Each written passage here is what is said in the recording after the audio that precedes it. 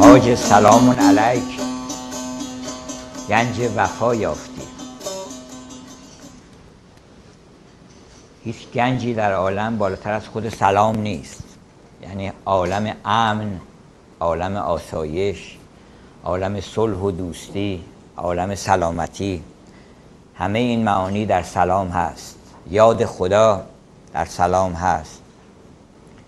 این یاد خدا هم که جزئی از فرهنگ ما هست، به نام خداوند بخشنده مهربان، فقط یه سنت نیست. بعضی کارها وقتی سنت و عادت میشه از معنی میفته، کلی از معنی میفته. اما اگر آگاهی باشه، لحظه به لحظه آدم نسبت به همه کارها و گفته‌هاش آگاهی داشته باشه، سنتی نباشه، عادتی نباشه، اون وقت متوجه میشه که نه، بسم الله الرحمن الرحیم یا به نام خداوند بخشنده مهربان یه دستورالعمله. یعنی شما دارین امضا میکنین قراردادتون رو که من به نام پروردگار عالم و به نام آن آفریدگار دارم صحبت میکنم. برای خودم نیست، اغراض شخصی ندارم، سود و هر شود که ثروت و شهرت نمیخوام به دست بیارم. من دارم به نام پروردگار صحبت میکنم. اقرأ بسم ربک الذی خلق. به نام او شروع کن، به نام او کار رو آغاز کن.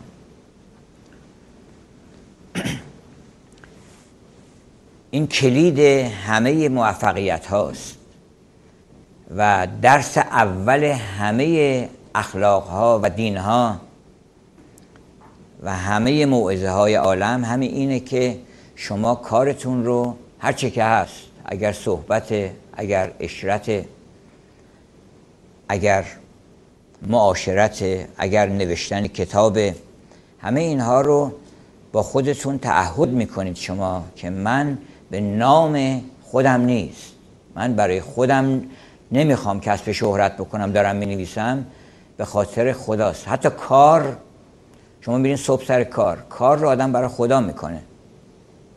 درسته بیزینس ثروت هم در میاره، زندگیش آدم تأمین میکنه، اما کار برای خدا یعنی چی؟ یعنی من کار خوب میکنم برای اطلاع بشریت، برای اینکه آدم‌ها به صلح و سلام و امنیت برسند، به اینکه به رفاه برسند.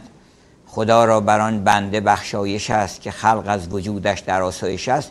به این خاطر من دارم کار میکنم. اونم به تبع خودش حاصل میشه. یعنی شما قصدتون از کار این است که خیرتون و خوبیتون رو با مردم تقسیم بکنید. گفت که من به دنبال کسی میگردم که غمهایش را با من تقسیم کند یا من شادیهایم را با او تقسیم کنم. کار اینه. امروز موضوع بسیار بسیار گسترده است که مثل دیروزم من همین احساس داشتم که سنایی، خب یه شاعر به اون بزرگی، حدیقه الحقیقه، قصائد، غزلیات. اما ما میخوایم که فقط یه جرعه‌ای و یک لطیفه‌ای از این فضاها رو ایجاد بکنیم. هدف از سخنرانی دادن علم نیست. اصلا برتراند راسل گفته که کار معلم تدریس نیست اصلا. و کار معلم پس چیه؟ کار معلم ایجاد انگیزه است. کار معلم روشن کردن یه آتشی است. To kindle a candle. این اسم یک کتابیه اثر خانم کاتلین رین. To kindle the candle. برای اینکه یک چراغی در دل شما روشن بشه، یه شوری به پا بشه که عجب، پس چه خبره، ما اینجا برای چی نشستیم؟ ما هم پاشیم بریم یه کاری بکنیم، یه چیزی یاد بگیریم، یه شرابی بخوریم، یه مستی به دست بیاریم. از این جهت اشکالی نداره، موضوع خیلی گسترده است، ولی ما هدفمون ایجاد اون شور و شوقی است که در فطرت ما هست، منتها به علت گرفتاری‌های روزمره این یه حجابی روش قرار میگیره و ما نمیفهمیم که ما چقدر دوست داریم این چیزا رو. متوجه میشیم که عجب ما چه معشوقایی داشتیم و اینا موجود هم هستن و ما هیچ با خبر نبودیم ازشون، که یه همچین کلئوپاترایی، یه همچین کلارک گیبلی، حالا اگر نگن آقایون همش برای خودشون چیز میکنن، یه همچین کلئوپاترایی و یک کلارک گیبلی، حالا مال زمان ما. این بله میشه الان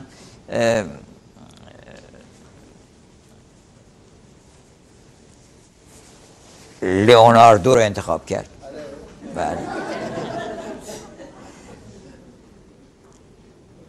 امروز میخوایم که از مکاتب هنری و ادبی جهان صحبت کنیم که این همه اسمی که هست، حالا در فلسفه جداگانه اسم هست، در اقتصاد اسم هست، در علوم مادی و فیزیک و مکانیک و در ریاضیات، در همه اینا اسم هست. اما بیشتر از همه جا در هنر اسم ها هست و اسم ها یعنی مکتب ها هر کدومش یه نگاهه. بنابراین ما میخوایم نگاه ها رو یاد بگیریم. با چند تا نگاه میشه به عالم نظر کرد. نگاه ها لزومی نداره آدم فقط یه نگاه داشته باشه. میتونه میگن 2 تا چشم داشت، 2 تا چشم قرض کرد، 4 چشی نگاه میکرد. ما میتونیم 8 چشی و 1000 تا چشم پیدا کنیم. وقتی که هر نویسنده بزرگی یه جفت چشم تازه به شما میده، هر مکتبی یک چشم تازه به شما میده و شما نگاه میکنید که البته از این برم میشه دید، از اون طرف هم میشه دید. بعد یه کسی دیگه میاد یه اسم دیگه میذاره، عجب اینو ما ندیده بودیم، از اینجا میشه نگاه کرد، از این زاویه.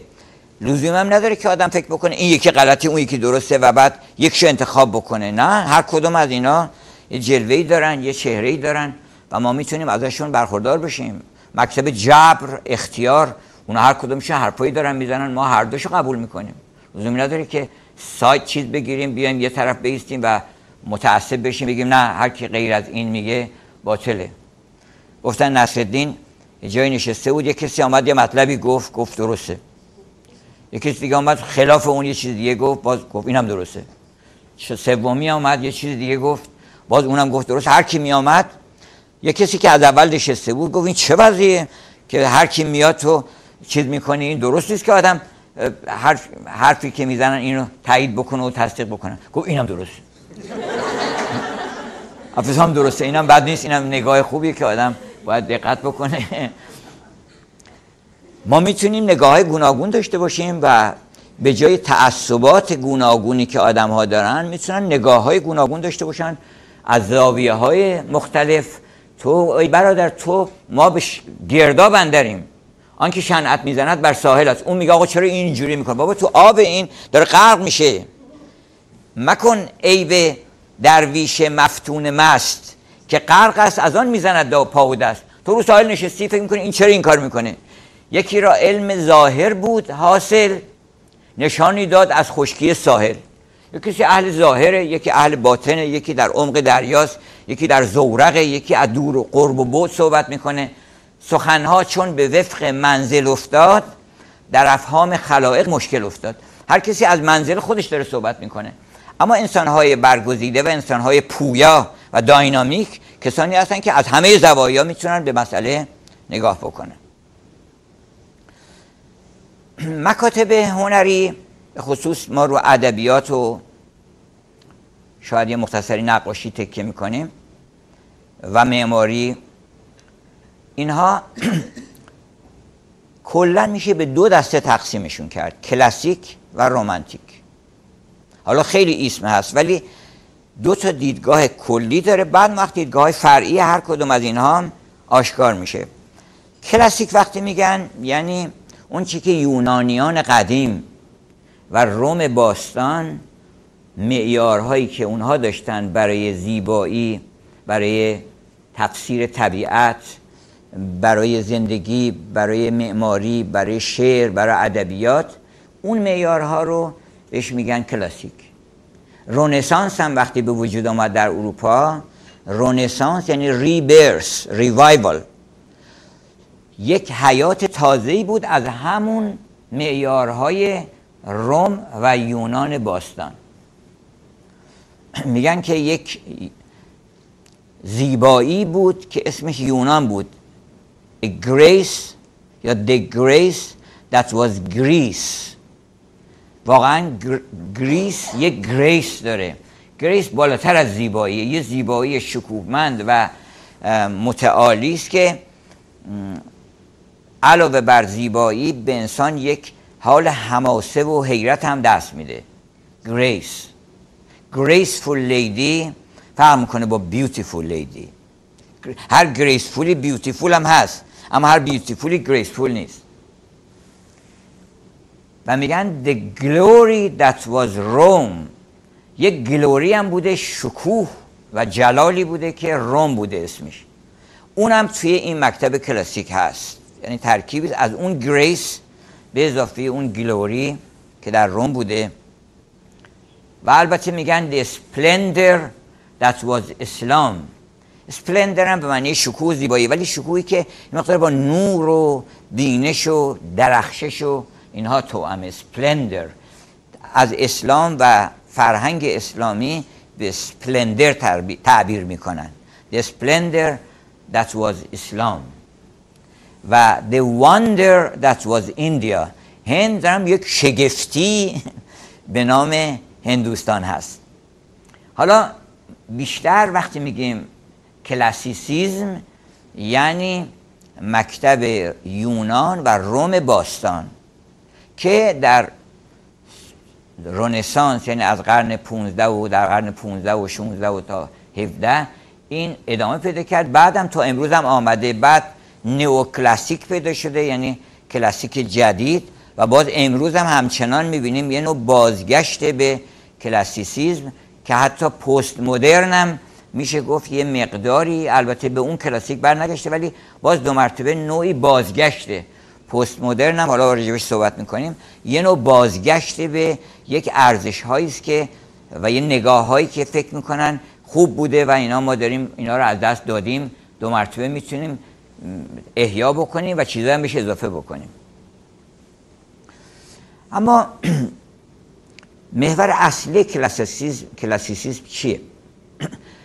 یه واژه هایی هست که اگه اون واژه ها رو توضیح بدیم شما کلاسیک رو متوجه میشید.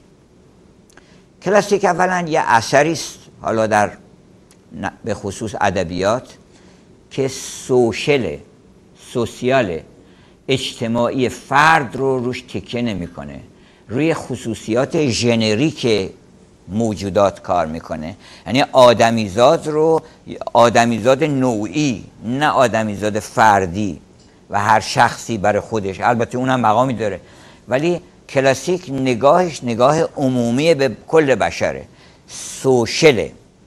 در مقابل رومانتیک که ایندیویدواله، میگه نه من این آدم رو میخوام بهت نشون بدم و این آدم همین یه دونه است، ممکنه هیچ مشابه و نظیر نداشته باشه. شما به اون وجه بی‌نظیر بودن موجودات نگاه میکنید میشید رومانتیک، به اون وجه اشتراک که نگاه میکنید کلاسیک میشه، دید کلاسیک میشه. اثر کلاسیک ریزنبله، یعنی معقوله، دنبال پروپورشن ها، تناسبات، ریلیشن ها، اکورد، هارمونی، کنکورد، دنبال این چیز هاست، سیمتری، تقارن. از این عناصر خیلی زیاد بهره میگیره، متوازن، متقارن، اینتگریتد، یونیتی، وحدت، از این عناصر صحبت میکنه. در مقابل کلاسیک از عرفان صحبت میکنه، میستیکه، یعنی میستیکاله، نگاهش به ریزن خیلی نیست، به عشق توجه میکنه، به عواطف توجه میکنه، به ویژگی های خاصی که در دل هر آدمی هست توجه میکنه و محور اصلیش ریزن نیست و آن ریزن و دیوانگی و جنون و یه نوع فرنزی، فاین فرنزی، یه فرنزی خیلی متعالی، نه از این دیوانه هایی که یه جنونی هست که مادون عقله، یعنی آدم عقل نداره میشه دیوانه. هر کی را عقل نیست دیوانه است به قول سنایی. اما یه وقت هست نه، عقل رو قبول نداره، اصلا عقل داره، عقل رو قبول نداره، عقل میخواد بپره بیرون از دایره عقل. شکسپیر در مورد شاعر میگه که and the poet's eyes with a fine frenzy نگاه شاعر با یک جنون متعالی از زمین تا آسمان و از آسمان تا زمین رو نگاه میکنه، اون وقت گزارش میده. اونم یه نگاه دیگه است. بنابراین جنون، خانم امیلی دیکنسون میگه که اگر که شعر معروف من بارها اینو خوندم که I am nobody, who are you? If you are nobody like me, then we are two. اگه تو هم مثل من nobody هستی، چقدر بدی کردم somebody باشه. برای اینکه وقتی you are somebody شما همون یه دونه بادی میشین، ولی وقتی you are nobody you are everybody.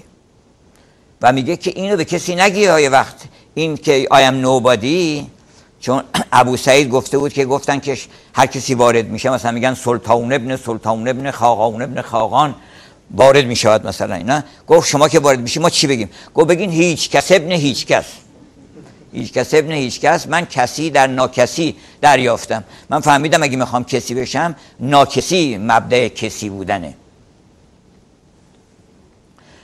خانم دیکنسون میگه که اینو به کسی نگی، برای اینکه مردم دیوانت تلقی میکنن، میفرستن دارالمجانین و پنهان بکن. اگر پنهان خورید باده که تعذیر میکنن. بنابراین یک وجه دیگه هم اینه که با عقل نه که بیگانه باشه، ورای عقل یک شیفتگی ها و یک جنون و یک حیرت و یک نمیخواد همه چی رو درست سر راه خودش ببینه. طبیعت رو وایلد میبینه، طبیعت رو متقارن و موزون نمیبینه. طبیعت براش اون جنبه وحشی بودن و بیخیال بودن و مهار نشدنی بودن و اینترکتبل بودن و این چیزها رو روش توجه داره. اثر رمانتیک در مقابل اثر کلاسیک.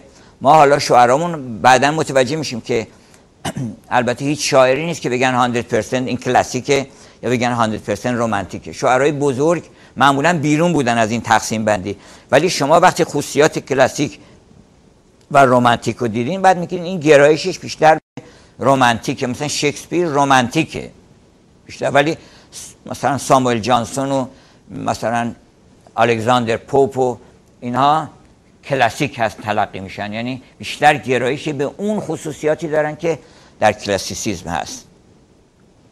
مولانا میگه که من عاشقم من بر فن دیوانگی، سیرم از فرهنگ و از فرزانگی. یکی دیگر از خصوصیاتش اینه که اثر کلاسیک استاتیکه، ایستاده، ثابت، تحرک درش شونه. یه مجسمه کلاسیک نگاه کنی، یک اثر می‌بینی حرکت و پویایی درش نیست، ولی استواری و ایستادگی، پرپچویتی، جاودانگی، ابدیت رو شما درش می‌بینین. یک از عناصری مثل تقارن استفاده می‌کنه. تقارن خودش هم معنی مرگ داره. چرا؟ برای اینکه هیچ چیز زنده متقارن 100% نیست. درسته که ما متقارن هستیم، مثلا یه چشم اینور چشم اونور، ولی اینقدر اطوار گوناگون هست در آدمیزاد که هیچ رو هر چی دست میذاریش فرق میکنه. اینور با اونور فرق میکنه، اینور مغز با اونور مغز فرق میکنه، این چشم با اون چشم فرق میکنه. یه دکتر متخصص زیبایی بود میگفتش که من این خانم‌ها رو که دماغشون عمل میکنن چیزاشون رو عکسای دقیق ازشون میگیرم، چون اینا بعداً میگن این چشم کوچیک شده، اینا اون چشم کوچیک‌تر هست یه ذره، میاد اونجا بعداً دقیق میشه، میاد ایراد میگیره. اینا اندازه‌ش میگیرم براش که بعداً دبه در نیاره که من چشم اینجوری بوده، به علت عمل من نبوده. این از اول چشمت این فکر نکن دو تا چشم عین هم نیستن، این طرف و اون طرف لبم شبیه هم نیست، این ورش یه حکایت دیگه داره، اون ورش خصوصیات دیگه نشون میده. لب آدم وقتی که مثلا تحقیر بخواد بکنه، بخواد تمسخر بخواد بکنه، بخواد مثلا ستایش بکنه، هر کدومش یه حرکات مخصوصی داره و بنابراین اون وایلدنس رو یکی داره میبینه و اون تقارن که میشه دیگه مرده است. یعنی گلای مصنوعی قدیم سعی میکردن که خب متقارن تر و صافتر باشه، بعد دیدن که نه خیلی مرده به نظر میاد، بعد گفتن بذار کج کلش چیز بکنیم یا خودش اینور کج بکنیم یا اونور راست بکنیم که معلوم نباشه که این گل مصنوعیه. چرا؟ برای اینکه سیمتری، پرفکت سیمتری یعنی مرگ، زندگی نداره. اما در کلاسیسیسم اساس رو بر اینکه هرچی بیشتر ممکنه سیمتری ایجاد بکنن، بنا این طرف و اون طرفش متقارنه، نقش هایی که درست میکنن متقارنه، نمیدونم ستون ها متقارنه و از تقارن استفاده میکنن. اون وقت ضمن تقارن غیر از معنی مرگ معنی جاودانگی هم میده، یعنی این دیگه دست بهش نزنه، همینطوری میمونه و جاودانه است، معنی ایترنیتی رو هم میده. ولی اثر رمانتیک داینامیکه. اگر بخواد یک داوودی بکشه، مثلا داوود، خیلی داوود میکلانج رو با داوودایی که مثلا در دوره باروک و اینا کشیدن نگاه میکنیم، این توش حرکت میبینید شما، با اینکه ثابت ایستاده ولی حرکت از جسچرهای مختلفی که داره ایجاد احساس حرکت میکنه. یا مثلا رقص هندی اینجوری واسطاده، مثل که تا ابد همینجا خوش شده اینجا، ولی یه رقص دیگر رو مثلا وقتی میکشه شما همراه با اون میخواین برقصین، یعنی طوری اون مجسمه رو کشیده با اینکه یه جسچر بیشتر نیست ولی حرکت رو درش نشون میده. اثر رمانتیک داینامیکه. اثر کلاسیک همونطور که گفتیم ریزنبل و اینتלקچواله، در حالی که اون در مقابل اینتלקچوال ایموشناله، یعنی بیشتر روی عواطفی مثل ترس و مثل عشق و مثل تشویش و روی این چیزا فکر میکنه. حالا با این مبانی کلی که یکیشون اون وجه ثبات و یونیتی، مثلا میگفتن حتی the three unities در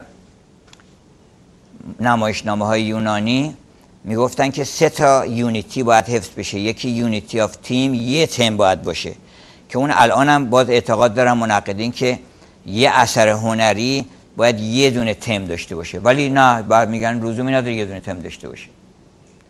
یه دونه تم داشته باشه یعنی چی؟ یعنی این داستان جنگ و صلح که شما میبینید این همه مطلب نوشته، این همه آدم توش هست، حوادث گوناگون، این ولی میتونیم بگیم که تمش اینه، یعنی بیاریم همه اینا متمرکز میشه روی یه چیز، همه حول و حوش یک محور، یه نقطه. حتی یعنی مثلا در وسط قالی یه دونه نقطه میذاره و 4 تا خط دورش میشه، بعد بزرگش میکنه، همینطور از دو حول و حوش این یه نقطه همه اینا اینتگریتد میشن، با همدیگه وصل میشن، united into one.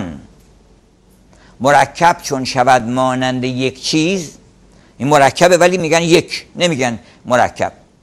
مرکب چون شود مانند یک چیز، نماند در میانه هیچ تمییز. که دیگه شما وقتی که یک قطعه موسیقی رو گوش میکنین، از موزارت، از شوپن، شوبرت، از استاد شهناز، نمیگین که اون نوت سومش حواست هست چی بود، اینا نوت سومش، بعد این ریتم پنجم، هاچم چیز نیست، اینا کلا جمع شده یک چیز. بعضی از این وحدت ها مثل اینکه جز ذات هنره و در رمانتیک هم حفظ شده، در کلاسیک هم بوده، ولی مثلا بعضی از اینا رو لزومی ندیدن که مثلا میگن یه اثر، یک تئاتر بایستی که در یه جا رخ بده، حوادثش، تمام حوادثش باید در یه جا رخ بده و در یه زمانی، مال 30 سال پیشو بیارن جلو بعد بگن 20 سال گذشت، نمیدونم اینا نیست توی چیز کلاسیک. بایستی که هرچی بیشتر به وحدت گرایش پیدا بکنه. ولی بسیاری از این وحدت ها، یعنی اولین شکست هایی که دادن توی این یونیتی ها رو گفتن که نه، لزومی نداره یونیتی به این صورت باشه، لزومی نداره از اول شروع بشه، میتونه از وسط شروع بشه. میتونه در یه اثر رمانتیک مثلا فلش بک میکنن، اول آخر داستان میگه، بعد وسطش 2 مرتبه فلش بک میکنه. قرآن هم پر از این فلش بک هاست. قرآن هم بیشتر از این حیث که نخواهی نگاه کنیم یه اثر رمانتیکه، هیچ خیلی فلو داره و هیچ تابع، هیچ نظم و قانونی چیزی نیست. مثلا میگن سوره بقره راجع به چی صحبت میکنه، هیچ شما نمیتونید توضیح بدین، راجع به همه چی، راجع به هر موضوعی که شما فکر بکنین سوره بقره صحبت میکنه. سوره انعام چند تا موضوع داره، 100 تا تم دارید، یه دونه تم نداره. ولی بعضی سوره ها استثناءً مثلا تمش تم قیامت، اذا وقعت الواقعه تمش تم قیامته، مثلا داره بحث حشر و نشر قیامت رو داره بیان میکنه. یه ترکیب بدیعی است از کلاسیسیسم و رومانتیسیسم. بنابراین اینو که اصل قرار دادین، اگر کلاسیک رو پایه قرار بدین، بیس قرار بدین، هر شکستی در پایه میشه رومانتیک. رومانتیک فقط چیزای عاشقانه و رومانس داشته باشه و تخیلات باشه و خیلی ایموشنال نیست، بلکه وقتی که شما اون زنجیرهای کلاسیسیسم رو از دست و پا باز کردید، که این زنجیرها میگن با انقلاب کبیر فرانسه در واقع با شکستن دیوارهای باستیل، زندان باستیل شروع شد، در واقع که 1789 سال آغاز رومانتیسیزمه که ضمناً انقلاب کبیر فرانسه است. در انگلیس هم که یه خورده دیرتر شروع شد، به جای 1789 1798 جاشو عوض کرد، ولی یعنی 9 سال بعد همین شکست رخ داده که گفتن کی گفته که ما باید مثلا همش مثلا موضوع صحبتامون باید خیلی متعالی باشه، باید یه پادشاه باشه. میدونید موضوع اصلی داستان یه پادشاهی بود، یک ملکه‌ای بود، نمیدونم امیری، وزیری، یه آدم چیزی بیشتر تو آثار کلاسیک تکیه روی طبقات بالای جامعه، روی آدمای معروف، ولی یه آدم معمولی، یک کارگر زحمتکشی رو نمیاره موضوع چیز قرار بده. ولی اینا وردزورث اینا گفتن نه، ما لزوم نداره، اصلا زبان فاخر برای چی؟ میلتون زبانش خیلی فاخره، پر از لغات لاتین و پر از لغات یونان قدیم. خیلی آدم بایستی که احاطه وسیع داشته باشه با لغات سطح بالای زبان انگلیسی تا بتونه میلتون بخونه، ولی برای خوندن وردزورث شما اون نیازه ندارین. در ایران هم گرایش پیدا شد به این که مثلا هر چی میخوان متعالی تر صحبت بکنن، عربی بیشتر به کار ببرن، که حتی من یه دفعه یه کتاب لکه‌گیری بود، یه کتاب راجع به موضوع لکه‌گیری، چنان ادبیاتی به کار برده بود که اولش نوشته بود بر اصحاب بصیرت و ارباب فتنت پوشیده نیست که البسه و اقمشه از شدت لطافت مستعد اخذ کثافت می باشد. یعنی چون لباس کثیف میشه، میخواد بگه که لباس کثیف میشه بعد یه دارویی من دارم درست میکنم اینا. ولی شروعش چیز کلاسیک مثلا گلستان سعدی رو ارائه میده. اون وقت از دل رومانتیسیزم میبینیم که در قرن 19 به خصوص نیمه اول قرن 19 مکتب رومانتیک غلبه میکنه بر اروپا، بر انگلیس، بر آلمان. شاعرای رومانتیک بزرگ، نویسندگان رومانتیک مثل ویکتور هوگو که از پیشروان رومانتیسیسم در فرانسه بود، در انگلیس لورد بایرون و نمیدونم ویلیام وردزورث و شلی و کیتس، و در آلمان هانریش هاینه، در فرانسه نمیدونم خود چیز بودلر و لامارتین و خود ویکتور هوگو. اینها کسانی بودن که این مکتب رو توسعه دادن و در واقع به کمال خودش رسوندن. منتها یه قدری افراط که میشه در هر چیزی، یه مکتب تازه پیدا میشه. هر چیزی که به طرف افراط میره. اسکار وایلد، حالا یه قطعه من اینجا چیز کردم، اسکار وایلد راجع به هنر یه مطالبی گفته، فکر میکنم که بعد نیست اینو با هم بخونیم، بعد اون وقت من از مکاتب دیگری که هست اون یک صفحه رو با هم میتونیم بخونیم. این در واقع مکتب رئالیسمه. رئالیسم همون رومانتیسیزمه که از آسمون اومده زمین، ولی همون خصوصیات رومانتیک رو داره، خصوصیاتی که وایلد بودن و ایندیویدوال بودن و این خصوصیات کلی رومانتیک رو داره. ولی اینکه پرواز کنه و یه نوع اسکیپیزم گفتن در رومانتیسیزم هست، یعنی آدم از سختی های زندگی بره پناه ببره به خیالات و اوهام و رومانس و نمیدونم علاءالدین چراغ جادو و قالیچه حضرت سلیمان اینا، گفتن این در واقع رمانتیسیسم یه قالیچه است که اینا نشستن روش رفتن بیرون که نبینن این زندگی سخت و تلخی که همیشه در قرون مختلف وجود داشته. ولی این در نیمه اول قرن 19 با نیمه دوم قرن 19 همین این سابساید کرد، یعنی فروکش کرد، یواش یواش اومد فرود اومد روی رئالیسم.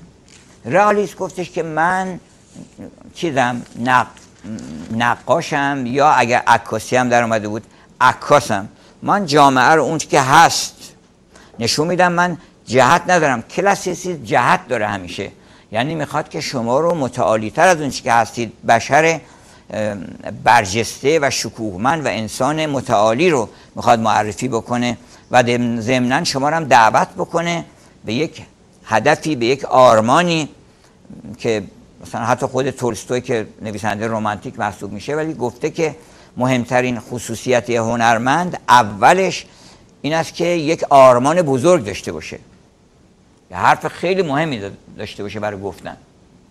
وقت بعد رو تکنیک و رو صداقت هم صحبت میکنه. یکی هم صداقت 3 تا اصل گذاشته، یکی صداقت و ارنست بودن و صمیمیت با موضوع که خودش گزارشگر نباشه، خودش هم تجربه کرده باشه اون چیزی که داره میگه، و یکی هم این که تکنیک بالا، یعنی واقعا زحمت کشیده باشه، احاطه داشته باشه به تکنیک بیان، تکنیک زبان، تکنیک های ادبی، ایمیجری، نمیدونم فیگوراتیو لنگویج، زبان استعاره، رمز، تمثیل، کنایه، تلمیحات و این چیزها.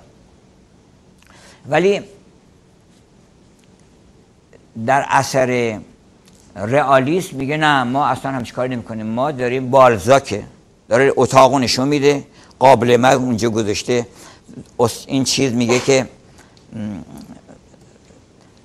هم چارلز دیکنز در دیوید کاپرفیلد اونجا میگه که یک کلاهی سرش بود، اون شخصی که داره توضیح میده میگه کلاهی سرش بود که هر قابلمه دود زده، له شده، دمرو شده شرم داشت این که با اون کلاه مقایسه بشه، چون قابلمه وقتی کج کوله میشه دیگه خیلی زشته. نه، میگفتش یک کلاهی سرش بود که هر قابلمه وقت کلی توضیح اون قابلمه رو داده که اینجاش قور شده باشه، اونجاش کج شده باشه، اونجا دستش کنده شده باشه، نمیدونم فلان توش رفته باشه پایین، این شرم داشت از این که با کلاه این مقایسه بشه. اون داره میره وارد جزئیات، عین در صورتی که در کلاسیسیسم شما اصلا خبر نمیشین که مثلا این صبحونه چی خورده، یا نمیدونم مسائل خیلی مهمتر زندگی، مسائل روزمره زندگی اصلا وارد بحث نمیشه، مسائل مهمتر زندگی وارد بحث میشه. ولی در کلاسیسیسم نه، مسائل روزمره خیلی پیش پا افتاده که حتی عده‌ای در قرن 19 وقتی ایبسن اومد مسائل زناشویی رو مطرح کرد روی سن، خیلی اعتراض کردن که آقا اینا مسائل باید در روی چیز نباید این حرفا رو مطرح بکنن، اینا دون شأن تئاتر و ایناست. ولی اون تو اون نمایشنامه معروف خانه عروسک که شاید فیلمش هم دیده باشین، اونجا این مسائل مطرح کرد که در این خانم معلوم شد که ایشون عروسک بوده، داشتن باش بازی میکردن. این علت این که میذاره میره چیه و چجوری میشه که این خانم بعد از 20 سال زندگی از به تنگ میاد، یعنی برای اینکه متوجه میشه که عروسکه. و بحثایی رو مطرح میکنه که اونجا خیلی بهش سخت تاختن، ولی نمایشنامه‌نویسا شیوهشون برای سیلی کردن اون برای صورتشون میارن، یه نمایشنامه دیگه می‌نویسه که حالا اینه بزن. بعد از اون نمایشنامه گوست رو نوشت که معنیش این بود که حالا اگه میخوای یه سیلی هم بزن به این، ولی این در واقع جواب اون رو میده بهش. رئالیسم باز یه خورده قوی تر شد، یعنی همون رمانتیسیسم یه خورده اومد روی زمین شد رئالیسم. یه خورده گفتن که خب درسته که تو داری میگی که این خانوم ما داریم نگاه میکنیم که ایشون مثلا یک زن از راه دور افتاده، بدکاری شده، اینجوری شده، اونجوری شده، اینو داری گزارش میدی، ولی باید طوری گزارش بدی که علتش معلوم بشه. این از کجا اومده این خانوم؟ سیستر کاری از کجا اومده؟ این از شیکاگو اومده. از شیکاگو اومده چی با خودش آورده؟ از شیکاگو که اومده با خودش چیزشو، ژنتیکشو با خودش آورده، استعداداشو با خودش آورده. تو شیکاگو بخشی از شیکاگو نمیاد، از دهات اومده، از ابرقوی آمریکا از ابرقو اومده، اونایی که از ابرقو آورده با خودش اونا هست، به اضافه اونایی که از شیکاگو به خودش جذب کرده. و اینا گفتن که مثل امیل زولا و اینا گفتن که ما کافی نیست که رئالیستی صحبت بکنیم ولی علل حوادث رو باید بیان بکنیم به کیفیتی که همه بیگناه بشن. و این خیلی جالبه، یعنی شما آثار چیزی که میخونین هیچ ملامتی بر هیچ کس نیست، برای اینکه هر کسی دیگری رو میگه که environment به اضافه اون heritage، به اضافه اون inheritance، به اضافه اون میدهد حسن، میدهد حسین، میدهد این زن بدکاره، میدهد اون مرد خوشخلق، میدهد اینا رو. این دو تا آدمیزاد ترکیبی از همون وراثت ذاتی الهیشه که حالا خداوند بهش داده. یه مقدارم محیط، پدر، مادر، در مدرسه کجا درس خونده. ما از خودمون نمیپرسیم که این که اومده اینجا بیادبی داره میکنه کجا بوده قبلا. ما فقط همه الان میبینیم. رئالیسم گفتن که این کافی نیست، تو بایستی که بری در عمق حوادث و اینو از اول بازگویی بکنی، به صورتی که امیل زولا 20 جلد کتاب نوشته که یه دونه خانواده رو بیشتر داره راجع به یه خانواده داره صحبت میکنه، اما با دقت صحبت میکنه، لحظه به لحظه دنبال اینها هست، همه چیزها رو اینکلود میکنه تا اینکه بتونه علل حادثه رو نشون بده. به همین جهت ناتورالیسم در مقابل اگزیستانسیالیسم قرار میگیره. حالا ناتورالیسم چون از اون ور افراط کرد، هر کدوم اینا یه مکتب تولید میکنن، اینا یکی دن آقا داری زیادی میری، اینا چیزش کردن که نه اینجوری هم نیست که آدمیزاد هیچ اراده هم داره. آدمیزاد دو تا آدمن ممکنه در شرایط مساوی قرار بگیرن ولی یکشون یه جور رفتار بکنه، یکشون یه جور دیگه رفتار بکنه. بنابراین شما از انسان‌ها سلب اراده نکنید. اگزیستانسیالیست‌ها که اونا هم باز در قرن 19 هم پیدا شدن، از کیرکگارد و بعداً هم تا حالا سیمون دو بووار و ژان پل سارتر رو تا خانم ویرجینیا وولف و اینایی که این گرایش‌های اگزیستانسیالیستی رو داشتن، اینها اومدن گفتن نه هیچ همچین چیزی نیست، ما کاراکترها رو بهتون نشون میدیم. اگر یه نفر که پاش لنگه قله اورست رو فتح نکنه و در مسابقه 2 برنده نشه، از بی‌عرضگی خودشه. آدم میتونه، هر آدمیزاد میتونه با اراده خودش کار بکنه. اگزیستانسیالیسم یعنی ما اول اگزیست هست داریم، وجود داریم، بقیه موجودات غیر از انسان ماهیتشون اول بعد موجود میشن. یعنی خروس معلومه که این قرار خروس بشه و اینجوری آواز میخونه، اینجوری هم خانم بازی میکنه، میدونم 8 تا 6 تا چیز دنبال خودش راه میندازه، بعد ولی یه غرور و مناعتی هم داره، مشخصاتش معلومه. خروس اول ماهیتش معلومه، بعداً موجود میشه. اما آدمیزاد موجود میشه. We are born in a void. نیان. ما متولد میشیم در عدم، یعنی در یه فضایی که هیچی نیست، تابولا رازا، که هیچ چیزی روش نیست. بعد از اینجا یه اراده هم داریم، با اون اراده ماهیتمون رو میسازیم. ما ماهیتی نداریم، ما ماهیتمون رو با اراده های خودمون میسازیم. بنابراین شما اراده کنید بگید آقا من در مقابل همه عوامل بیرونی میستم و تصمیم میگیرم که اینطوری نباشم، اینطوری باشم. به همین جهت هم حتی کسانی که انحرافاتی دارن، مثلا فرض کنید انحرافات ژنتیک دارن، فرض کنید حسوده، آقا خسیسه، اما اگر فهمید که عجب من خسیسم، این یک ژن داره غلط کرده، اون ژن من جلو اون ژن میگیرم. اگر آدم به آگاهی برسه میتونه این کار بکنه. اگه به آگاهی برسه که من فهمیدم که این مطلوب ذاتی من نیست، این به صورت ژنتیک یه ژنی به هم خورده، دی ان آش عوض شده، یه جایی از این رفته اون ور، از اومد این ور، من اینجوری شدم. بنابراین من تصمیم میگیرم که اینطوری نباشم. و میتونن آدم‌ها دیده شدن که حتی از این انحرافاتی که در امور جنسی و در امور دیگه هست میتونن غلبه پیدا کنن اگر اراده قوی داشته باشن. اینجوری نیست که اون تحمیل بکنه برشون، میتونه خسیس نباشه، میتونه تمرین بکنه و از خست، از حسود میفهمه که حسوده. و همینجا حسادت چیزیست که پذیرفته شده است. گفتن که حسود 9 تا چیز هست که پیغمبر میگن در شب معراج از خداوند خواسته که اینا رو چیز کنه، عفو بکنه. کلا رفع عن امتی 9، 9 چیز از امت من رفع شده که اونا هم باز هیچ ربطی به این چیزای ظاهری ادیان نداره.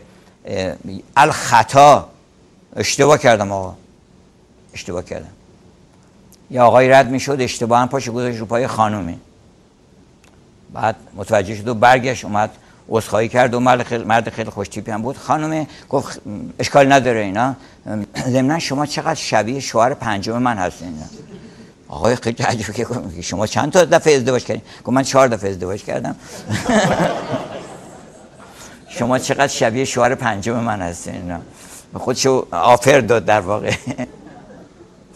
اشتباه میکنه آدم، اشتباه پذیرفته است. نسیان، یادم رفت، یعنی نسیت، فراموش کردم، اونم معفوبه. الحسد ما لم یتجاوز الی الجسد، یکیش هم حسده به شرطی که وارد در عالم بیرون نشه. من در دلم حسودم ولی اگر بدگویی کردم، اگر توطئه کردم، اگر یه چیزی رو علیه اون شخص محسود آزار من رسید، این پذیرفته نیست. ولی حسادت من نمیتونم، سختم، حسودم نسبت به خوبی ها و صفاتی که در چیز هست.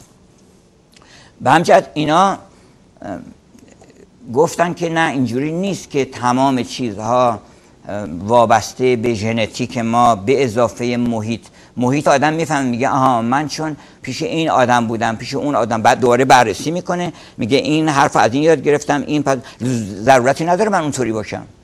من چون پدرم عصبانی بوده یا پدرم اینطوری بوده یا ملایم بوده یا تند بوده، من این خصوصیات پیدا کردم. ولی الان که تو به آگاهی رسیدی، داری علم میخونی، سواد یاد گرفتی، میفهمی که علل حوادث چیه، جامعه چطور تأثیر میذاره، روانشناسی چیه، اینا رو همه رو میفهمی، محیط اجتماعی میفهمی، اینا میتونی در خود تغییر ایجاد بکنی. اگزیستانسیالیسم تو تمام تئاترها و نوول ها و اینهاش چیز میکنه، داره شما رو شارژ میکنه که برو جلو، هیچ نگران نباش. اونم درسته، به قول نصرالدین اینم درسته. اونم بعد نمیگه، برای اینکه اون ناتورالیسم، اون بهش میگن ناتورالیسم، اون مکتبی که میگه که انسان مساوی است با محیط به اضافه وراثت.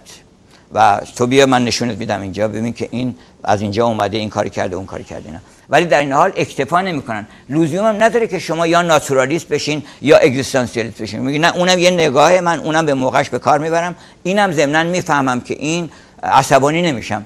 ناتورالیست باعث میکنم هیچ وقت عصبانی نمیشه، هیچ کس رو محکوم نمیکنه، هیچ کس رو ملامت نمیکنه در دلش، برای اینکه احتمال میده که این تحت تاثیر عواملی که در اختیار خودش نبوده. ولی ضمناً وقتی میخواد حرف بزنه اگزیستانسیالیست حرف میزنه، وقتی میخواد دعوت کنه اگزیستانسیالیستی حرف میزنه که بله تو میتونی، عزیز من تو ثروت داری. جوان، یک من تعجب میکنم یه جوونی میاد میگه من دپرسیون مال جوون نیست که، جوون ثروتمنده. تو همین که 25 سالته این خودش میلیاردها دلار ثروته، میگی نه برو به یک 90 ساله آمریکایی حاضر تمام میلیارد ثروتشو بده به تو، این 25 سالگی تو ازت بخره. میفروشی شما؟ نمیفروشه، هیچ کس نمیفروشه. بنابراین پس معلوم میشه که شما الان اوردی این همه ثروت رو داریم.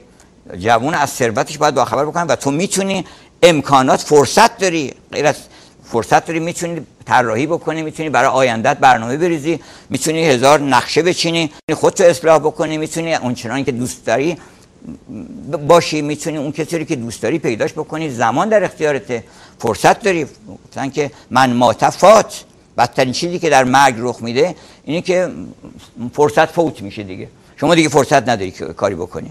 خیلی کارا آدم دلش بخواد بکنه، یه مرتبه که مرگ میاد دیگه فرصت فوت میشه.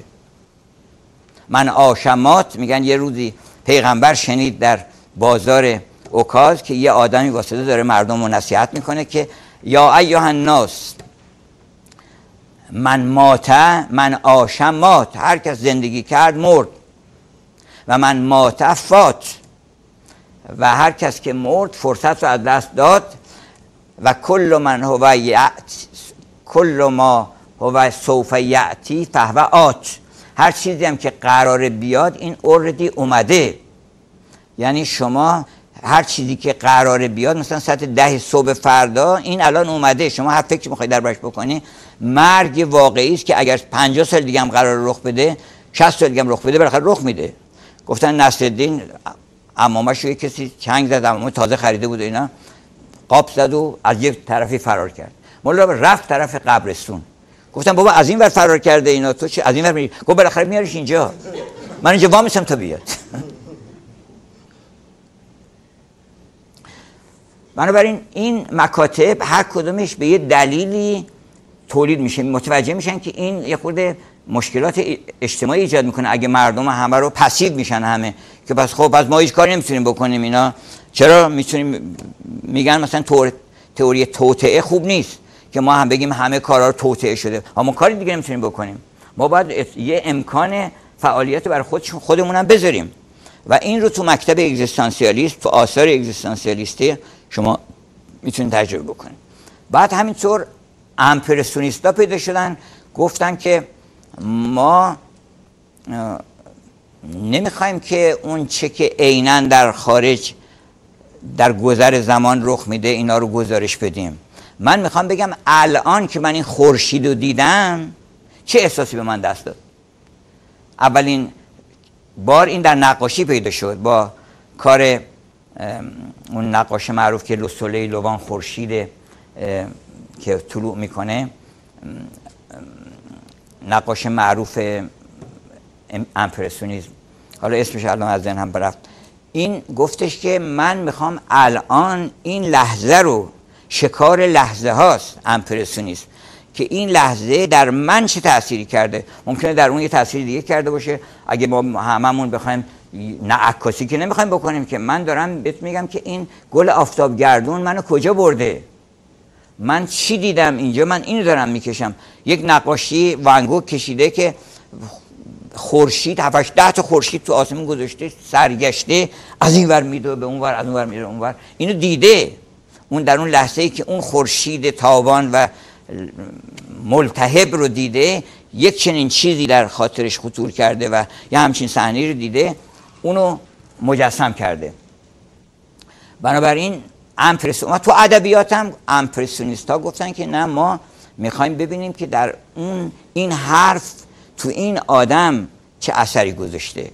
خانم دالوی، میسیز دالوی که همین یکی از امپرسیونیست‌های ادبیات، ویرجینیا وولفه، در اثر تو د لایت هاوس میسیز دالوی، اونجا یه خانومی است، اولا تم به خصوصی رو شما نمیبینید، تم به خصوصی نمیشین در داستان، انقدر پلاتش کوتاهه که مثلا میگن که این داستان تو د لایت هاوس چیه؟ داستان هیچی، یه پدر مادری به بچهشون قول داده بودن که ما تو رو میبریم تو د لایت هاوس، میبریم به لایت هاوس، یک فانوس دریایی بوده، یه روز هم میبرنش، همین داستان تموم میشه. یعنی اسکچ داستان همینه. خانم دالوی هم داستانش اینه که یه خانومی میخواسته که یه شب یه مهمونی بده، مهمونی مثلا خاصی، و صبح میره خرید میکنه و شب هم مهمونیش میده، تموم میشه میره. ولی تو این ماجرا مثلا 400 صفحه مطلب نوشته، قدم به قدم داره این خانم دنبال میکنه که بله مثلا ناگهان زنگ ساعت بیگ بن به صدا در اومد. ساعت بیگ بن که به صدا در میاد، یه نفر دست میکنه که it's getting late، بدو هم مثلا یکی میگه که no we have time enough، خیلی ساعت 12 است. اون که وقتی ساعتو میزنه، یه کسی مثلا میگه که ای قرار فلان چی داشتم، اون نمیدونم فلان میگه، هر کسی یه فکری به سرش میزنه. این خانم چی فکر میکرد اون موقع؟ این خانم فکر میکرده که این زنگ بیگ بن حلقه اشتراک و پیوند تمام لندنی هاست با هم دیگه. که الان تو بیمارستان هم کسی که داره رنج میکشه، بیمار، امیدش از زندگی گسسته، اینا این صدا رو داره میشنوه. یه آدمی تو زندان که صدای اینو بشنوه، یه آدمی وسط مهمونی و عیش و عشرت داره اینو میشنوه، یک آدمی داره وسط کتاب نوشتنش و متفکری داره همین صدا رو میشنوه. و این صدا، چون صدا میتونه بچه اشتراک باشه، صدا میتونه آدم لذت میبره از این که تو داری الان به اون گوش میکنی، منم دارم به همون صدا دارم گوش میکنم. همه آمت و جرعا هومت الجندلس جئی، اون عرب به معشوقش میگه که ای کبوتر وادی هومت الجرعا بخون، برای اینکه الان اون معشوق من همونجا، حالا من نمیدونم کجاست اینا، ولی همون طرفاست، اون داره گوش میکنه. فانت به مرعا من سعاده و مسمعی، سعاد معشوق منم داره همینا رو گوش میکنه، منم دارم گوش میکنم، پس بالاخره یه بچه اشتراکی پیدا میکنه. میگن یه عاشقی به معشوقش گفتش که بالاخره یک شبی پیش چیزی گفت به ما وصالی دست بده، بوس و کناری ما بکنیم. گفت نمیشه. نه. گفت پس لااقل بیا مثلا دم خیمه، در خیمه که من تو رو ببینم. گفت اونم نمیشه. گفت پس نمیدونم چی هر چی میگفت. گفت اونم نمیشه. گفت پس یه نامه‌ای مثلا بفرست. گفت نمیشه. نه. گفت حالا که همچی شد، وقتی که شب لحاف سیاه خودش رو بر همه جا افکند، منو تو زیر یه لحاف هستیم. میگی چیکار میکنی؟ بالاخره یه بچه وحدت درست میکنن.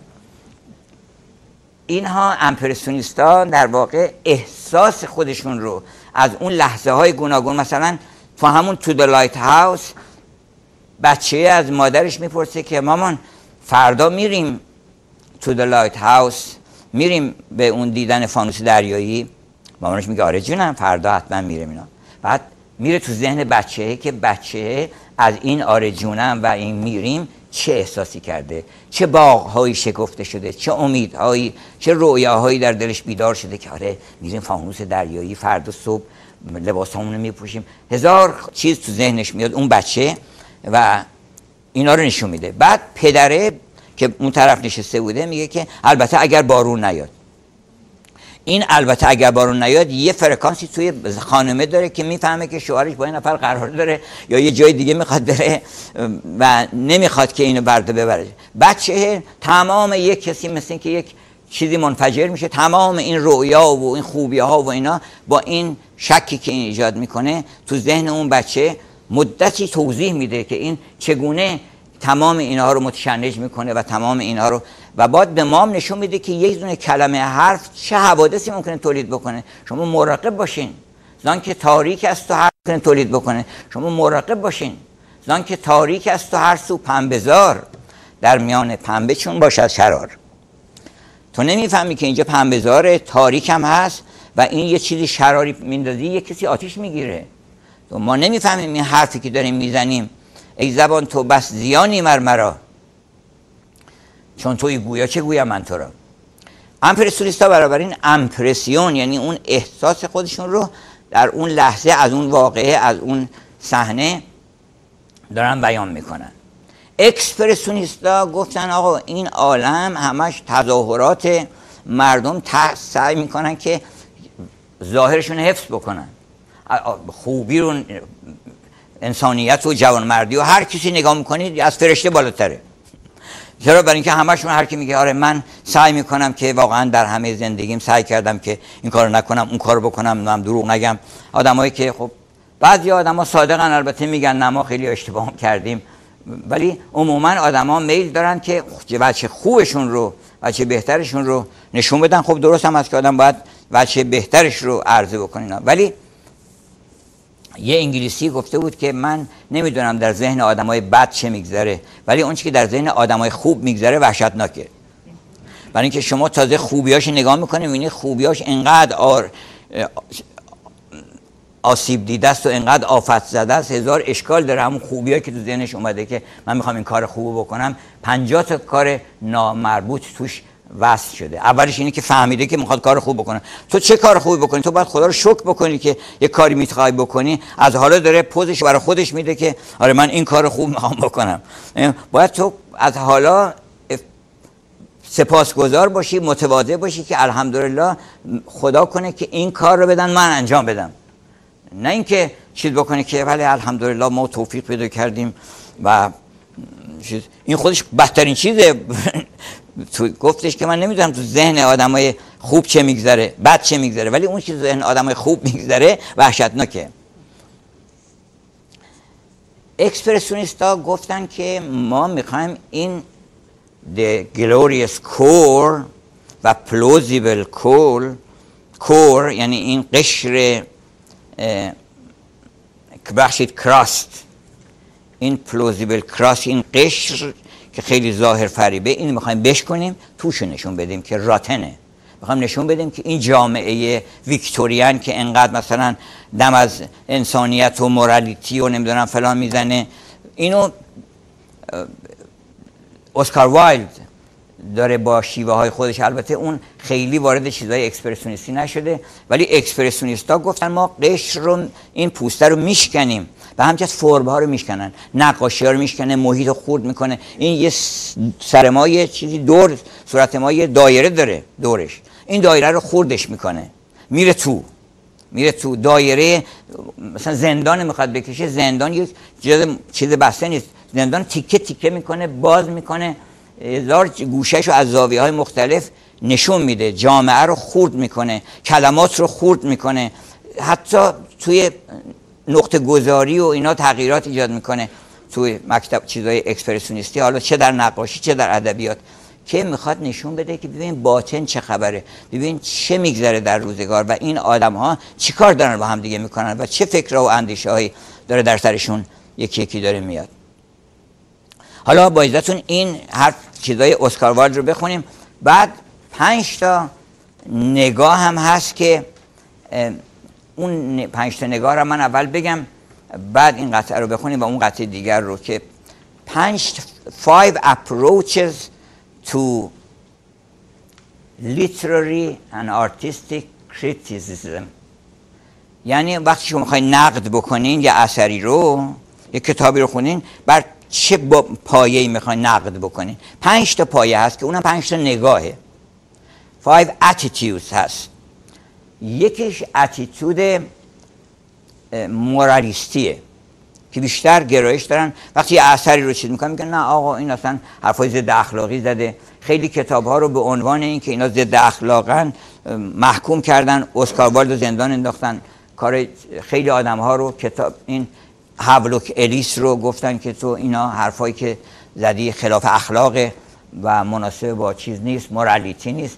بر مبنای مورالیتی قضاوت میکنن که ولی مثلا سعدی خیلی خوبه مورالیتیش، اونام که ایراد میگیرن باز به مورالیتیش ایراد میگیرن، میگن این چه حرفی سعدی زده که مثلا دروغ مصلحت آمیز به حد راست فتنه انگیزه، این خلاف مورالیتیه، اونجاش خلاف مورالیتیه، یه جایی ایراد گرفتن. ولی مبنای مورالیتی، مورالیستیک اپروچ مورالیستیک دارن خیلی از آدم ها به هر واقعی. مثلا نقاشی رو نگاه میکنه، نمیدونم ممکنه به یه دلیل خاصی این نقاشی رو اوریان کشته باشه، نه این خلاف اخلاقه که اینو نشون بدن اینجا، اینو نباید. مثلا حتی میکلانژ، خب میکلانژ که نمیتونسته با عبا و لباس و نمیدونم با کباده یه چیزی رو بکشه که میخواد کار خدا رو. میگفت چرا این خارجی ها، آقای دکتر یه چیزی بود به من خیلی هم ارادت داشت، از طبقه روحانی بود و اینا، میگفتش که آقای دکتر ما رفتیم در چیزها دیدیم چقدر این لباس ها همه پوشیده در مجسمه هایی که از ایران باستان مونده اینا،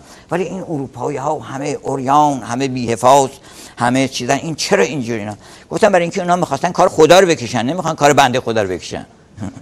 اون میخواد کار خدا رو میخواد بکشه، کار لباس که کار کریستیان دیوره، کار آقا بیژنه که چجوری در میاد و مدلش چیه و اینا. این میخواد مدل داوود میکلانژ، اون عظمت و چیزی که لقد خلقنا الانسان فی احسن تقویم، انسان رو ما در عالی ترین درجه از قوام و پروپورشن، چون تقویم به معنی پروپورشن هم بهترین تناسبات رو در آفرینش انسان رعایت کردیم و قدروها تقدیرا، یعنی اندازه‌گیری ها کرده که اصلا به خاطرت خطور نمیکنه که در قرآن چندین جا روی این موضوع تاکید شده که من فضة قدروها تقدیرا، یعنی اکواب جام‌های از نقره که اینو با یک سلسله تناسباتی که نمیتونم برات بیان بکنم که چه اندازه‌گیری هایی داره، در ابهام که میارن قدروها تقدیرا. این نگاه مورالیستی نمیذاره که آدم داوود میکلانژ رو راحت تماشا بکنه، میگن آقا قباحت داره، این چیز نیست، مناسب نیست اینا، در حالی که این داره کار خدا رو داره ارائه میده. یک اپروچ دیگه هست که اپروچ سایکولوژیکاله، که این شکسپیر که اینا رو نوشته کاری به نگاه های اخلاقیش اینا ما نداریم، ما میخوایم ببینیم که اینا رو برای چی نوشته هستن، چی در سرش میگذشته. این هاملت مثلا کاراکترش چی بوده از نظر روانشناسی، آیا اینا کانسیستنسی داره، آدمی که این حرفو میزنه آیا این کارو میکنه نمیکنه، میره مثل میگن بهترین روانشناس معاصر بیش از فروید و دیگران و روانکاو داستایوفسکیه. اینا رفتن در عمق کاراکتر آدم ها و روانشناسی چیزو نشون میدن و با اون دید به اثرم نگاه میکنن. یعنی به اثر دیگرم که نگاه میکنن میبینن که چقدر این کاراکترها، شخصیت‌ها، صحنه‌ها، حوادث اینا چطور در هم بافته شده و اینا کانسیستنسی داره، هماهنگی داره از نظر روانشناسی و میرن توی حتی گاهی اوقات بحثایی میکنن روانشناسی که این نویسنده چش بوده که اینو نوشته. گاهی اوقات میگن که بعضی از این آثار که میگن خوب نیست، گفتم اونم خوبه برای اینکه به درد این میخوره که آدم بفهمه این چش بوده. مثلا دکتر متخصص باشه میگن آقا این نقاشی به چه درد میخوره، این نقاشی به درد این میخوره که بفهمن آقا چشه. اونم اهمیت داره.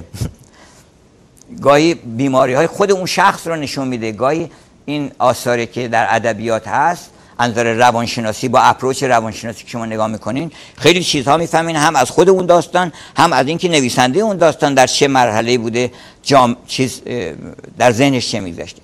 یک اپروچ دیگه است سوشالیستیک اپروچ که بیشتر اپروچ کمونیست ها و سوسیالیست ها و مارکسیست ها در واقع این گرایش داره که میگن بشر آدمیزاد در خلأ که به وجود نمیاد، در یه جامعه به دنیا میاد. بنابراین این جامعه است که این حوادث رو میسازه، این شعر رو میسازه، این داستان رو میسازه. بنابراین تو برای اینکه این داستان رو بفهمی باید چی ببینی که کارگر چیه، باید بفهمی که روابط اقتصادی چجوری بوده، اینا چجوری پول میگرفتن.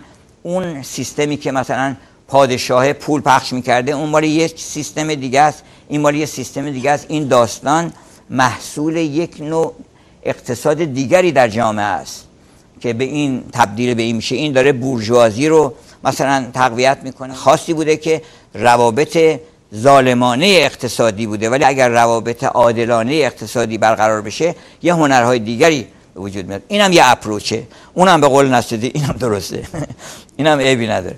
یک اپروچ دیگه است اپروچ فرمالیستی که اون اصلا کاری نداره که از نظر اخلاقی چطوره یا روانشناسی. میگه ما به این فرم نگاه میکنیم بعد ببینیم آیا این فرم این محتوا رو که داره میگه درست نشون میده یا نشون نمیده.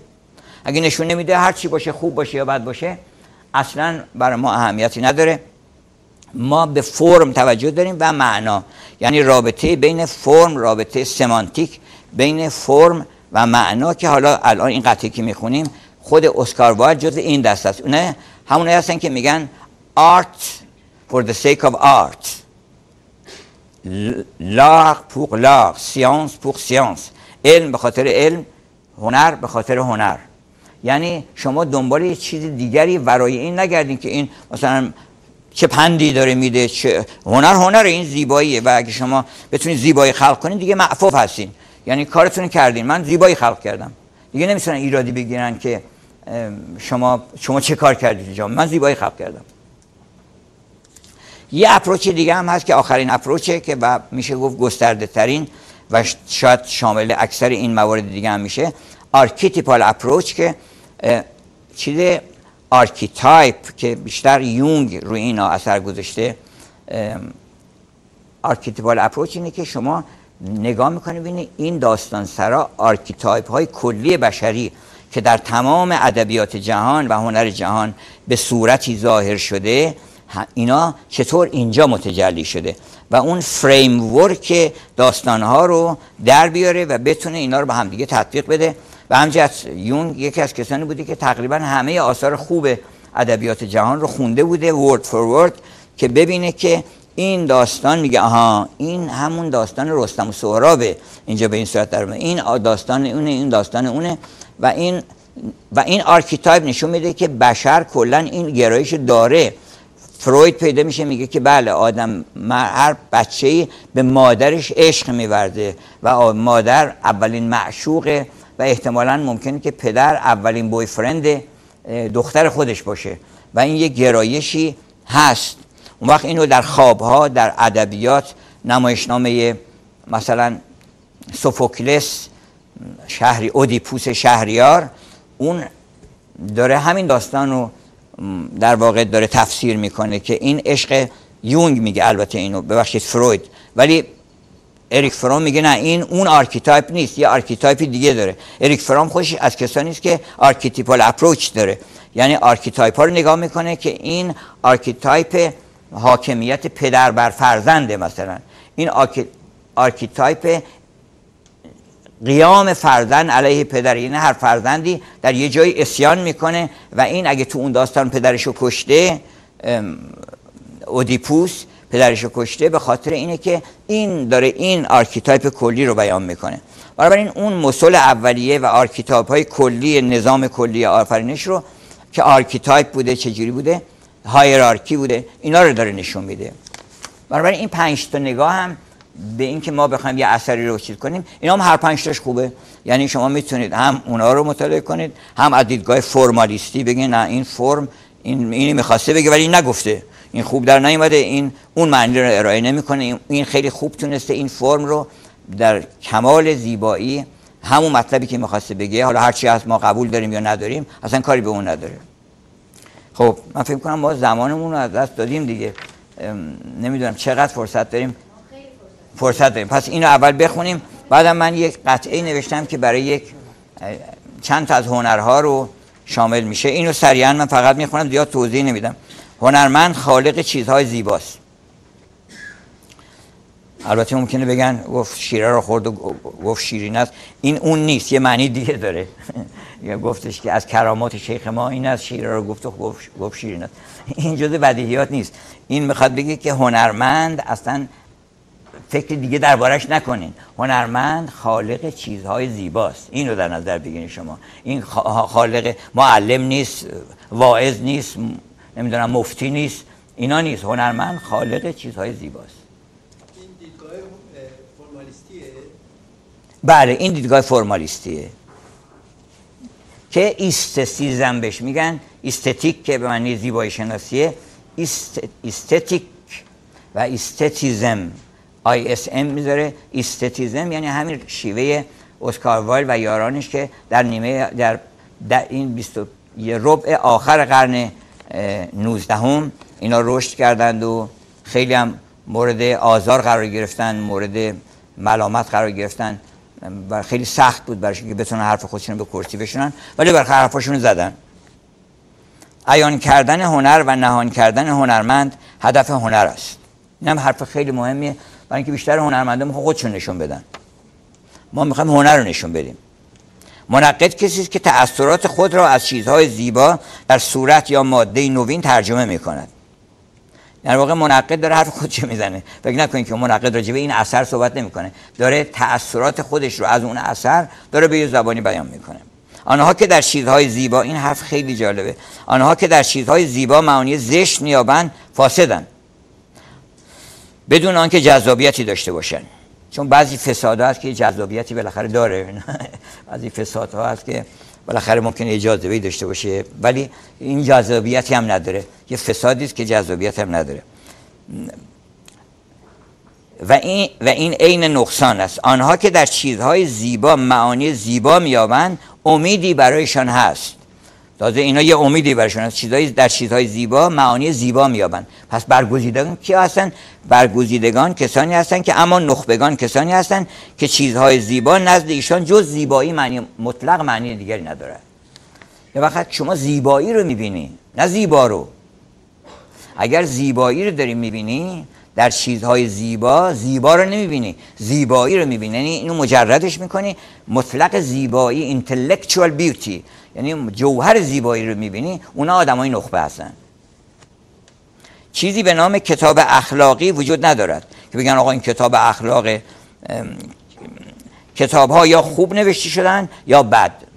یعنی فرمالیستی داره فکر کنه. اگه خوب نوشته شده هر چی گفته اخلاقش هر چی هست علیه این بوده، به نفع اون بوده، آزادی رو روابط گذاشته، ممنوعیت گذاشته، اون مهم نیست. کتاب یا خوب نوشته شده، این کتاب خوب نوشته یا بد نوشته. چیزی بیزاری قرن 19 از مکتب واقع گرایی همانند خشم کالیبان است وقتی که چهره خود را در آینه میدید، و بیزاری قرن 19 یعنی نیمه دوم قرن 19 از مکتب رمانتیک خشم کالیبان است که چرا چهره خود در آینه نمیدید. کالیبان اسم یک غولیه در نمایشنامه طوفان، تمپست اثر شکسپیر، که اونجا این یک قول زشت روی این میخواد که یه آینه‌ای داره اون پروسپرو، این اگر بهش اجازه نمیدادن که خودش تو آینه ببینه فریاد و فغان میکرده که چرا نمیذارین من میخوام خودم تو آینه ببینم. وقتی اجازه میدادن که خیلی خوب بیا ببین، فریاد و فغانش بلند میشد که این چه هیئت منحوس قیافه است که من دارم، اینا بازم عربده میکشید و فریاد میکرده. اینه که حالا میخواد بگه که اون کالیبانی که خودشو در آینه نمیدید رومانتیکا بودن، اون کالیبانی که خودشو در آینه میدید رئالیستا بودن که اومدن گفتن خیلی خوب ببین خودشو، ببین چه قیافه منحوسی پیدا کردی، تماشا کن.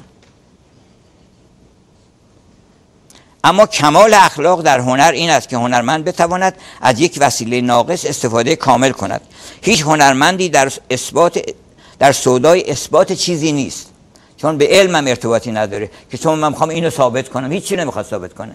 هیچ هنرمندی نه در اخلاق نه در علم در اثبات چیزی نیست. حتی چیزهایی که حقیقت دارن قابل اثباتن.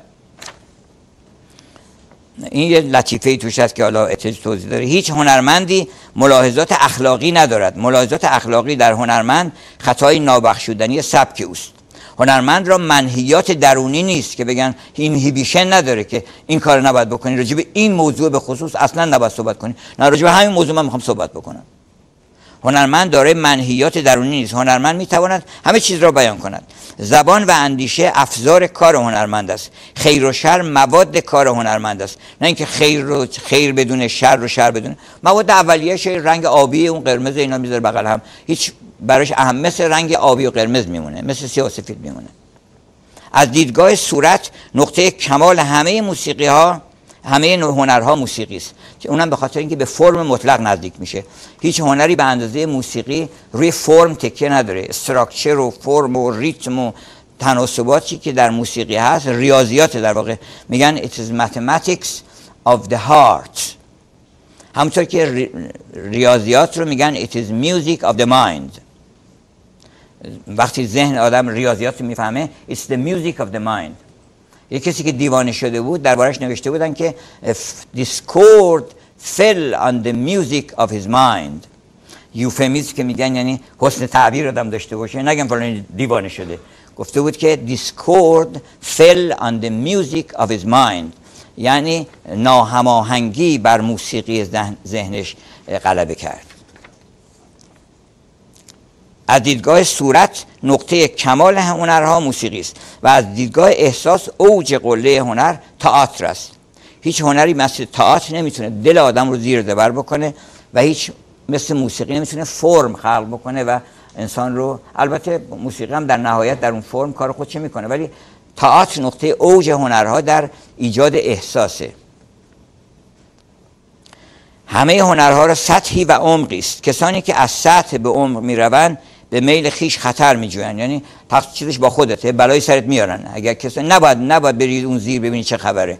الان هم تو چیزا هم همینطوره، تو مسائل سیاسی، تو مسائل اجتماعی، نه که اگر بخوای یه خورده عمیق‌تر بری ببینی اون زیر ماجرا چیه، اون وقت یواش یواش مشکوک میشن بهت و مشکل پیدا میکنی. به خودت خطرش it is do it at your own risk. اینو به ریسک خودت میتونی انجام بدی. همه هنرها را سطحی و عمقی است. کسانی که از سطح به عمق میروند به میل خیش خطر میجویند.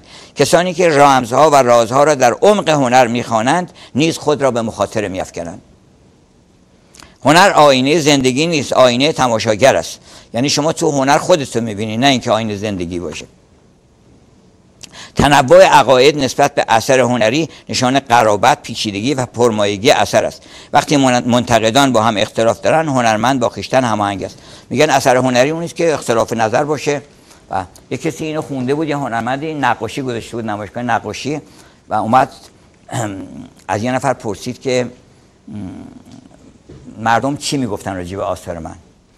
گفتش که عقاید خیلی مختلف بوده. اینا خیلی خوشحال شد که عقاید مختلف بوده. معلوم میشه که طبق نظر اسکار وایلد معلوم میشه که اصلا هنرمند موفقه. نه خب چی میگفتن؟ گفت بعضی میگفتن حیف کاغذ، بعضی میگفتن حیف رنگ، بعضی میگفتن حیف بوم، بعضی میگفتن حیف وقت که گذاشته. خیلی اختلاف نظر بوده. تنوع عقاید به اثر هنری نشان قرابت، پیچیدگی و پرمایگی اثر است. وقتی منتقدان با هم خلاف دارند، هنرمند با خویشتن هماهنگ است. ما می توانیم کسی را که چیز مفیدی ساخته است ببخشیم، به شرط مشروط بر آنکه آن را به زیبایی نستاید. یه چیزی ساختی، حالا دیگه ادعای چیز نکنید، چیز مفیده، برای مثلا در کاموشدون میشه روش گذاشت، این خاصیت رو داره، این میشه اینجا رو در پنجره رو باش پوشوند. یه چیز مفیدی اگه ساختی، اگه میبخشنت، عیبی نداره که آدم یه چیز مفید بسازه، چون آدم با چیز برتر از مفید بسازه، ولی اگه چیز مفیدی ساختی موقعی میبخشنت که به شرطی که تعریف نکنی که مثلا این چیزه، مثلا کسی عربده میکشه این به درد این میخوره که نفر خبر بکنن، مثلا دیگه نباید مثلا بیاره کنسرت بذاره چیز بکنه. اینا مشروط بر اینکه آن را به زیبایی نستاید و تنها عذر برای ساختن چیز بیفایده. شما اگه چیز بیفایده ساختین، تنها عذری که ازتون قبول میکنم که زیباست، فایده نداره ولی زیباست. زیبایی خودش عذر خودش رو خواسته.